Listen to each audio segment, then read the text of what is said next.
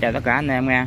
Hôm nay công việc của tôi làm là ở đây là trên đây là một cái hàng rào nha, vuông 30 với vuông 14, chiều ngang dài này nè là nó 4 mét, còn chiều đứng từ đây lên đây là nó cao 85.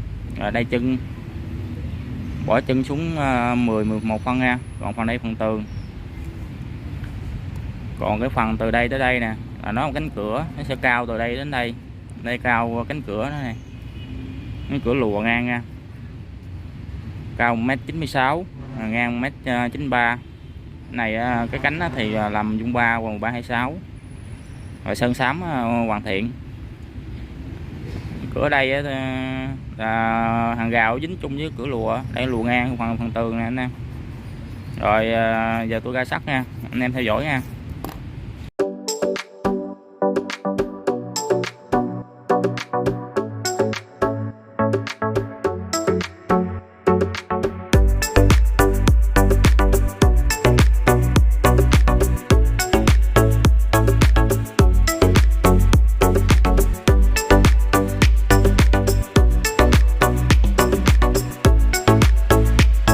Giờ tôi lên khung 4m trước nha, 4m cao 85, tôi lên khung trên trước.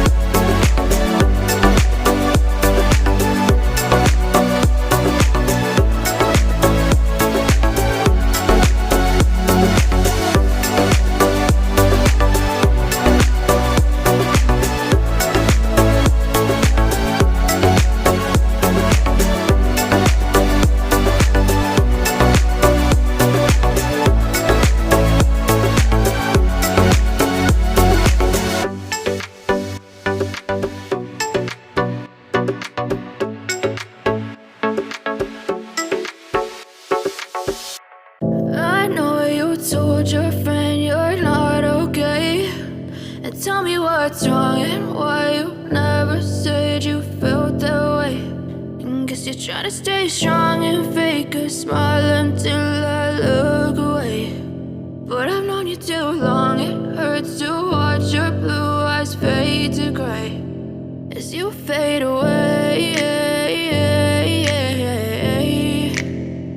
as you fade away. Yeah, I'm about to fade away, cause every time I wake up I feel like it's Monday. Something's going wrong with all the chemicals up in my brain. All of a sudden I don't look at anything the same way. Gotta build up of my thoughts sitting in an ashtray. I'm sorry that I'm so inconvenient, okay. Just let me be me and I'll stay out of your way. I can see the way you look at me, I'm such a disgrace. I never really asked to be brought into this place. You wanna love me? Well then baby I have a taste. All the highs and the lows, no you'll never be the same. I don't really wanna hurt you but I can't control the pain. If you're sticking by my side maybe we could be okay. Okay, maybe you could be the change I need today. I promise that I've never felt this way. I really hope that you will choose to stay through all the pain. I know you told your friend you're not okay, and tell me what's wrong and why you never said you felt that way. And guess you're trying to stay strong and fake a smile until I look away. But I've known you too long, it hurts to watch your blue eyes fade to gray as you fade away.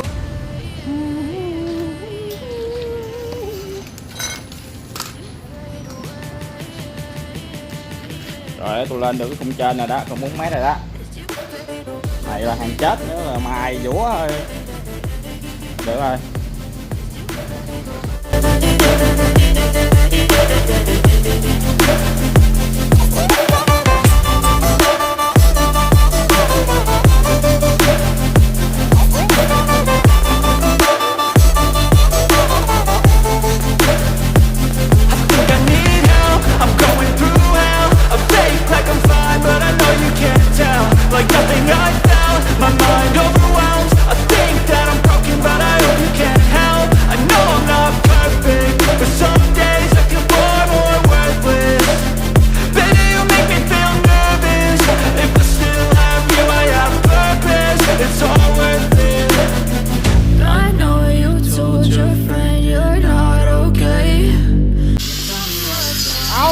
Lên hình đàng hoàng. Ồ, quá đẹp, quá đẹp trai, đẹp trai.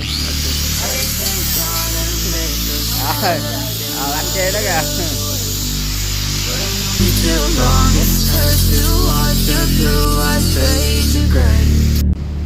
Giờ tôi lên cánh cửa nha anh em. Giờ đang lấy xe.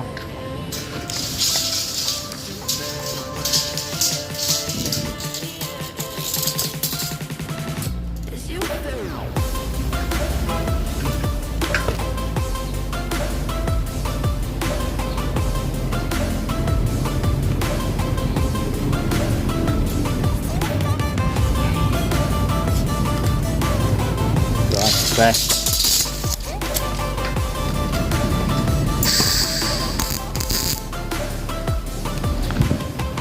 Khóa 4 góc lại nha anh em.